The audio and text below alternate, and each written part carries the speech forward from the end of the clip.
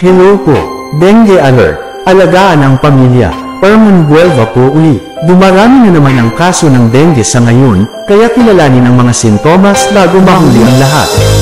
Biglaang mataas na lagnat na tumatagal ng 2 hanggang 7 araw. Pananakit ng tiyan, pagsusuka, at pagtatae ng kulay itim. Pamumula ng balat o pagpapantal. Pagdurugo ng ilong at gilagid, at hirap sa paghinga. Pananakit ng ulo, kasukasuan, at kalamnan. Matinding panghihina, pananakit ng katawan, buto, at kasukasuan. Kawalan ng ganang kumain. Kapag napansin ang mga sintomas na ito, huwag nang maghintay. Magpatingin agad sa doktor o health center. Prevention is key. Panatilihing malinis at tuyo ang paligid. Itapon ang mga nakaimbak na tubig. Gumamit ng mosquito repellent. Kung may lagnat, agad kumonsulte sa health center o doktor. Ingat po palagi.